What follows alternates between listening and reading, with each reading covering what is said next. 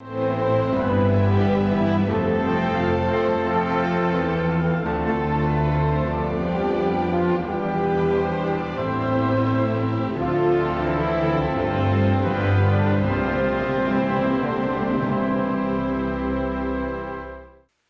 성경이 말하는 진리는요, 때로는 역설적일 때가 많아요. 오늘 본문도 마찬가지입니다. 20절에 보면 내가 십자가에 못 박혀 내가 십자가에 못 박혀야 그리스도께서 내 안에 사신다, 이렇게 말하고 있어요. 잘 이해가 안 돼요. 그래서 이걸 역설적인 교훈이라고 합니다. 무슨 말입니까? 내가 나를 낮추고 십자가에 못 박아 죽고 난 그곳에 주님은 오셔서 존재하신다는 말씀이에요. 내가 십자가에 못 박힌다는 것은 예수님처럼 나를 낮추고 포기하고 물러서고 그리고 희생해야 된다고 하는 것입니다. 신앙생활이 무엇이냐? 내가 죽는 겁니다. 사실 여러분, 이게 너무 어려워, 힘들어. 나도 모르게 옛 본성, 옛 자아가 그러죠? 자꾸 끌어올릅니다. 여기 있는 저도 마찬가지. 그럴 때마다 주님, 나를 도와주시라고. 하나님, 정결한 영을 내게 부어달라고. 정직한 영을 새롭게 해달라고. 하나님의 도움을 구하며 또다시 그분의 능력으로 마음을 다잡곤 해요. 여러분, 성경에 보면 성경의 모든 진리는 죽음을 통과해야 참으로 사는 길이 있다고 하는 것을 가르쳐주고 있어요. 요한복음 12장에도 보면 내가 진실로 진실로 너희에게 이르노니 한 알의 밀이 땅에 떨어져 죽지 아니하면 한 알 그대로 있고 죽으면 많은 열매를 맺느니라. 마태복음 10장 39절에도 자기 목숨을 얻는 자는 잃을 것이요 나를 위하여 자기 목숨을 잃는 자는 얻으리라. 마가복음 8장에도 무리와 제자들을 불러 이르시되 누구든지 나를 따라오려거든 자기를 부인하고 자기 십자가를 지고 나를 따를 것이니라. 누구든지 자기 목숨을 구원하고자 하면 잃을 것이요 누구든지 나와 복음을 위하여 자기 목숨을 잃으면 구원하리라. 여러분, 참으로 영생의 길, 생명의 길을 가는 사람은 목숨과 자기를 죽이는 것입니다. 참으로 이것이 유익한 길, 영생을 얻는 길이에요. 여러분, 예수님과 복음을 위해 죽는 것, 나를 부인하는 것. 그런데 많은 그리스도인들이 죽을까 봐 겁이 나서 무서워합니다. 그렇다고 여러분, 자살하라는 약이 아니에요. 기도의 사람으로 알려진 조지 뮬러 아시죠? 일평생 동안 5만 번의 기도 응답을 받았다고 합니다. 그는 일생을 고아를 위해서 헌신하며 사람들의 존경을 받았어요. 어떤 사람이 그의 인생 말년에 그에게 와서 물었습니다. 어떻게 평생 그런 일을 할 수 있었습니까? 갑작스러운 이 질문에 조지 뮬러는 잠시 생각을 하다가 이렇게 대답을 합니다. 이 조지 뮬러가 죽었기 때문입니다. 탐욕에 잡힌 과거의 조지 뮬러는 예수 그리스도의 십자가와 더불어 죽고 장사 지내고 새로운 조지 뮬러로 태어났기 때문입니다. 저는 하나님 안에서 세상의 평판, 선택, 좋은 것과 싫은 것, 원망 등에 대하여 죽었습니다. 또한 이 세상의 칭찬이나 비난에 대하여서도 죽었습니다.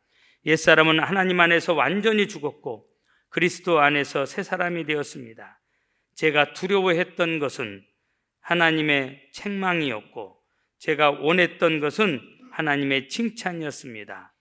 그러자 나의 인생이 나도 모르게 바뀌었습니다. 달라졌습니다. 이게 그의 성공의 비결이었습니다. 조지 뮬러의 대답은 간단한 대답이지만 가장 중요한 대답인 것 같습니다. 여러분, 신앙은 자기 부인이라고 하는 그 기초 위에서 시작되는 거예요. 자기를 부인할 때 비로소 우리는 하나님으로부터 자비를 기대할 수가 있는 겁니다.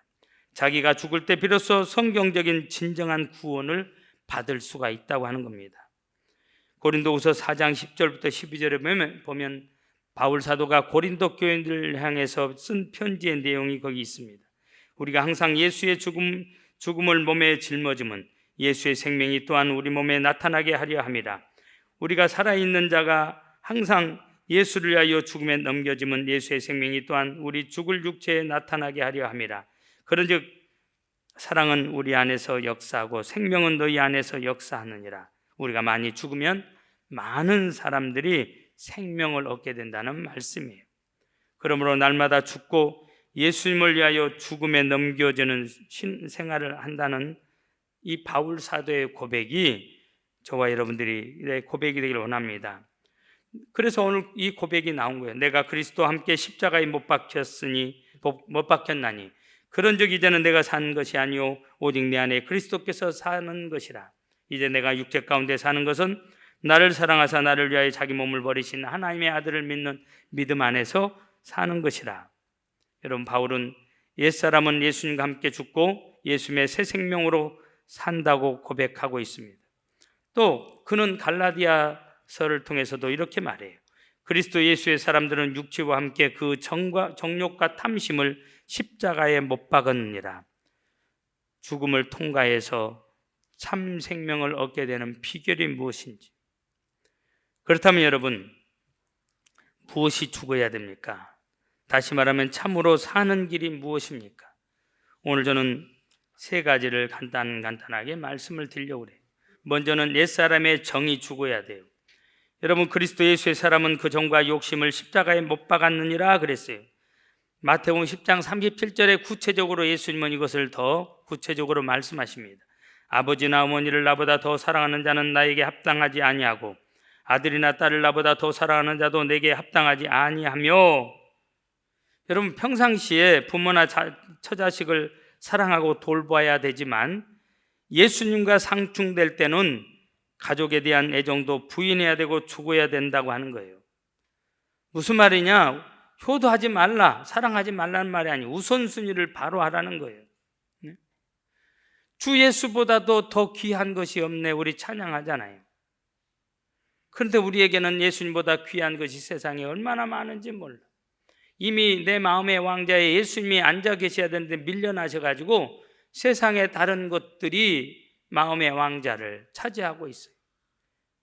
여러분, 이것을 우상숭배라고 하는 겁니다. 그런데 여러분, 우리처럼 성정이 똑같은 사람이지만 우선순위를 분명히 한 사람이 있습니다. 물론 성경에 많습니다. 그러나 그 중에 대표적인 사람 한 사람을 든다면 여러분이 잘 아시는 아브라함이에요. 100세에 낳은 아들입니다.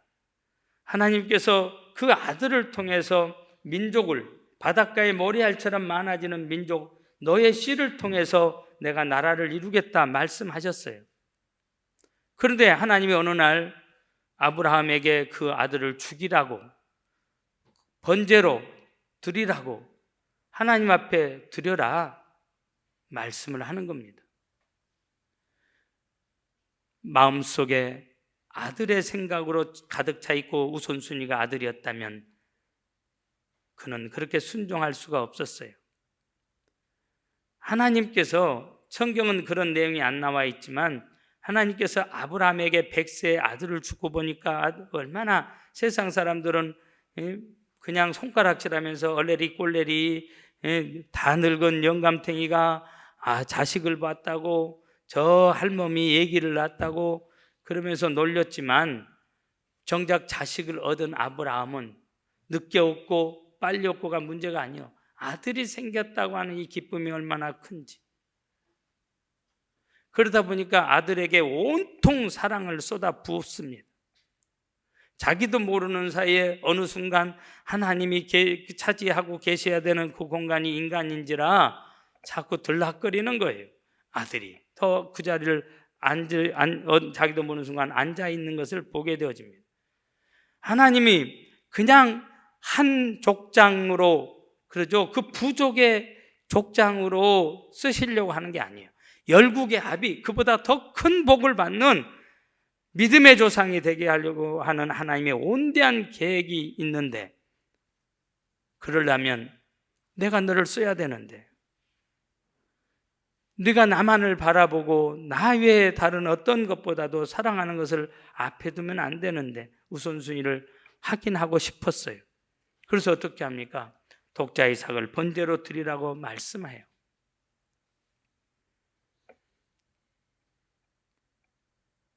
여러분, 아브라함이 머뭇거렸다는 말이 없어요. 그 다음 날 즉시 아침 일찍 일어나서 그는 하나님께서 명령하신 곳으로 아들을 데리고 갑니다. 뚜벅뚜벅 걸어가요. 그리고 쇼한 게 아니에요. 아들을 죽입니다. 죽이려고 칼을 들어요. 하나님이 급하게 막으십니다. 아브라함아, 네가 이제야 네가 나를 사랑한 줄 알았다. 무슨 말이에요? 평상시 사랑하는 거 알고 있어요.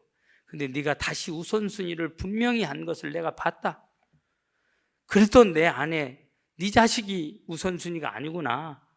그래도 내가 준 선물을 바라보고 그 선물에 도취해 있는 그런 평범한 인간이 아니라 선물을 주신 하나님을 바라보며 그 하나님을 구하는 너의 그 마음 내가 알았다. 내가 너를 위해서 예비한 복을 주리라. 여호와 이레의 축복을 주실 뿐만 아니라 믿음의 조상으로 그를 세우시는 겁니다. 여러분, 사람이 세례를 받는 것은 옛사람이 죽어 어떻게 해요?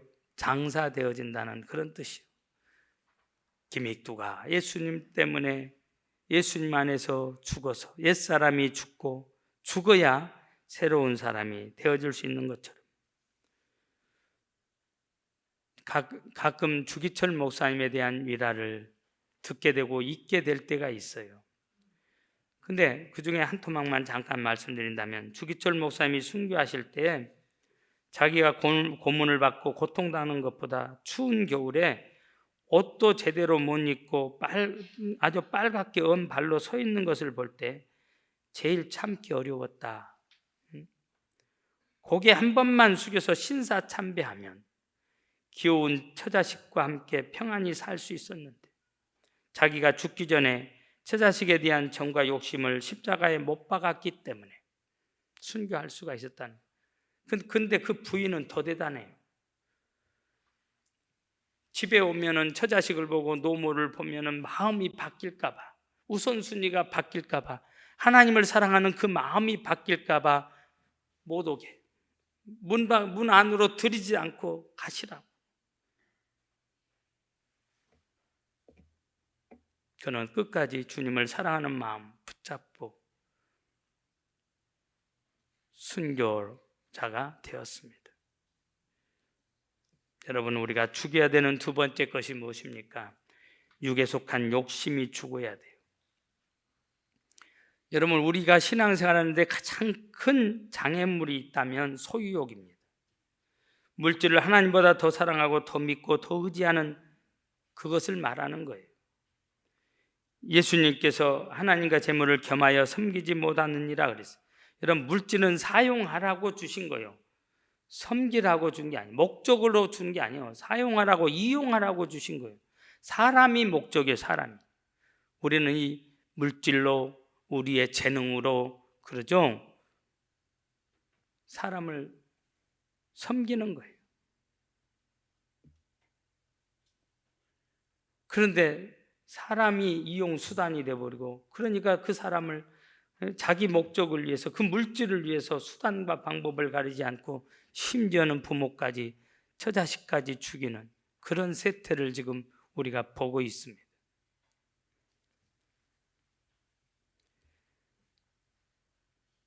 인간의 마음속 지성소에 하나님만이 계셔야 되는데 물질의 우상이 차지하고 있는 사람들이 많습니다. 예수님께서 심령이 가난한 자는 복이 있나니 이렇게 말씀하고 계세요. 별로 가진 것도 없으면서 소유욕으로 꽉 차 있는 사람이 있고, 아브라함처럼 엄청 많은 재물을 가지고 있으면서도 마음의 지성소에 하나님을 모시고 마음이 가난한 사람이 있다고 하는 거예요.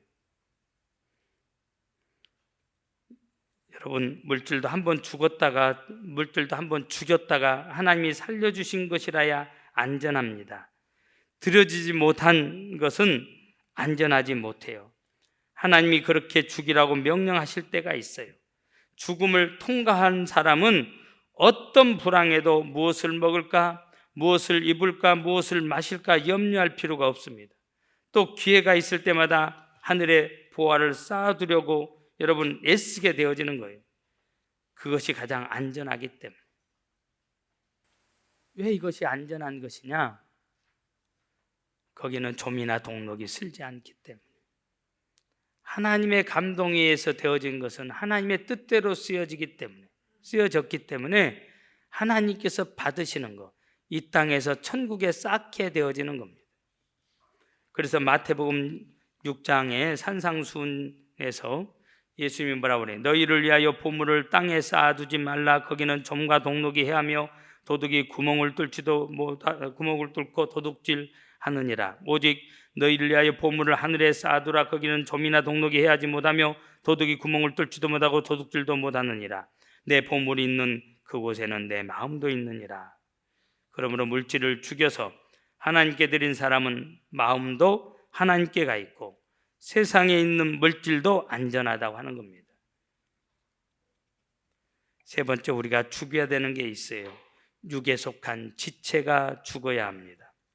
오늘 본문에 내가 그리스도와 함께 십자가에 못 박혔나니 하신 것처럼 또 그리스도 예수의 사람들은 육체와 함께 그 정과 욕심을 십자가에 못 박았느니라고 한 말씀과 같이 육에 속한 옛사람의 지체의 정욕이 십자가에 못 박혀 죽어야 됩니다. 그것이 진정으로 사는 길이 된다고 하는 겁니다.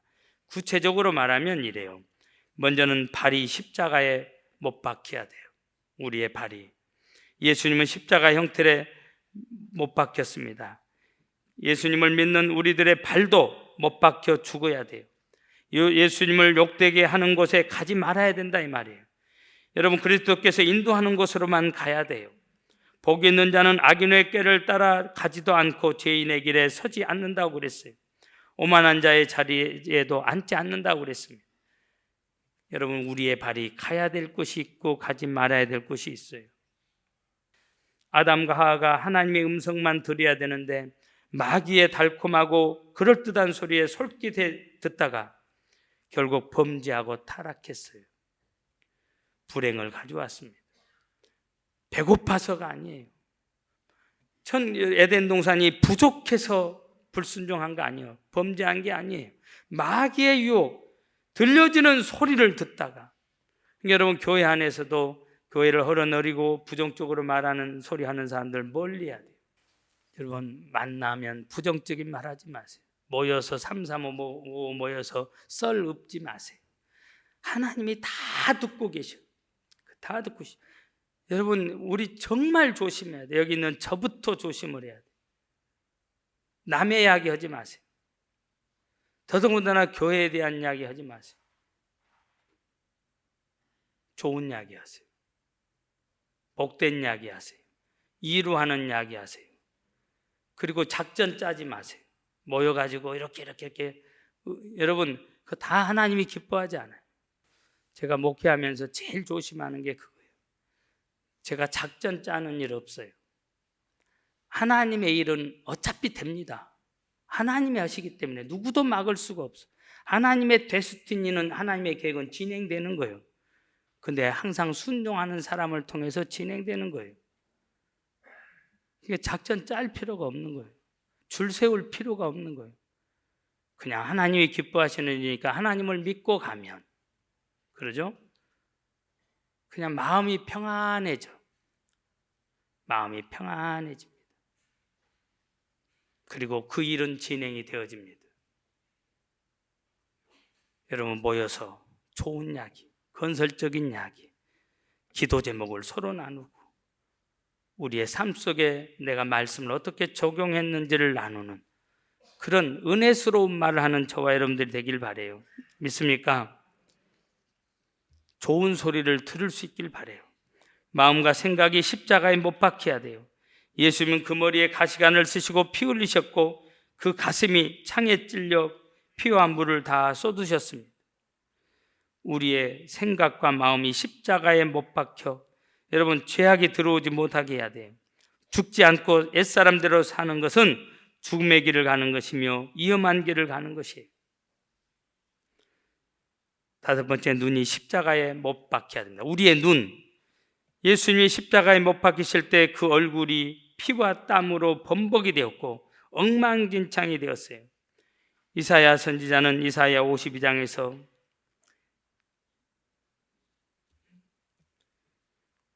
이왕에는 그 얼굴이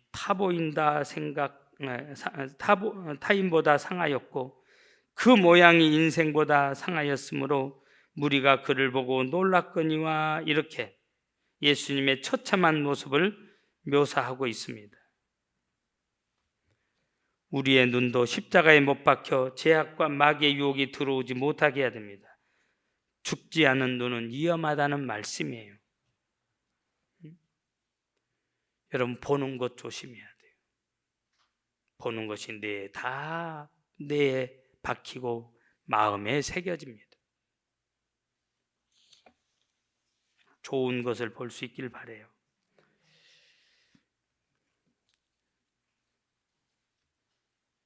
마지막 하나입니다. 혀가 십자가에 못 박힐 수 있기를 바랍니다. 시편 기자는 내 입에 채갈을 물려달라고 그랬어요. 내 입에 파수꾼을 세워달라고 그랬습니다. 큰 배가 작은 키 하나로 방향을 잡아 나간다고 성경은 말씀하고 있어요. 작은 혀가 우리의 인생의 방향을 결정합니다. 여러분, 이 작은 혀가 저주의 방향으로 이끌 수도 있고 축복의 방향으로 이끌 수 있어요. 나이가 들고, 여러분 그러죠?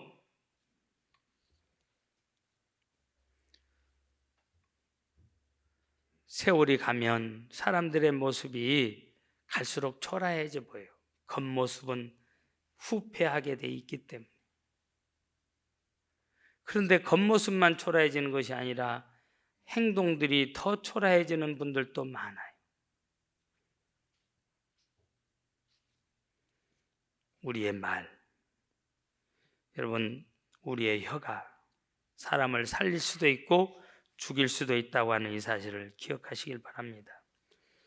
제가 존경하는 목사님 중에 한 분이 그의 책에서 십자가에 못 박힌다는 것이 무엇을 의미하느냐 3가지로 설명을 했습니다.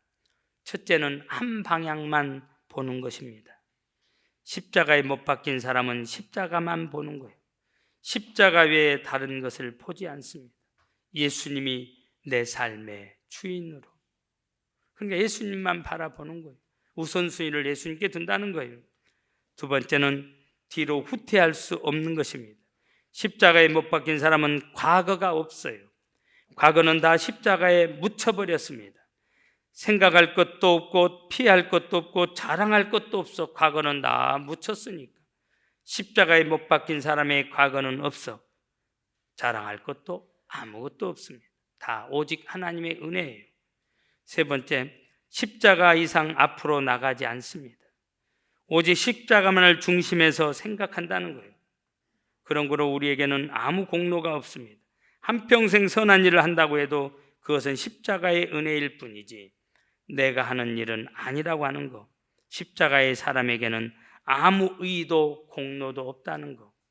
그분은 이렇게 표현을 했습니다.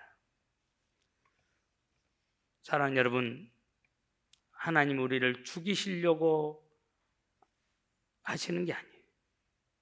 우리가 죽어야 우리가 살 수 있고, 죽어야 죽음을 통과해야 하나님의 은혜를 체험할 수 있기 때문에 지금 우리에게 말씀하고 계십니다.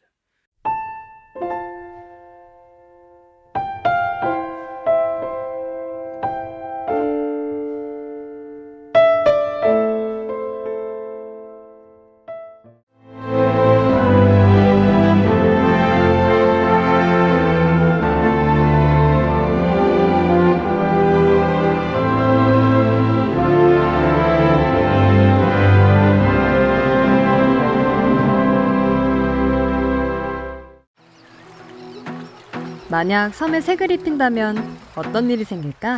나만의 색입히기.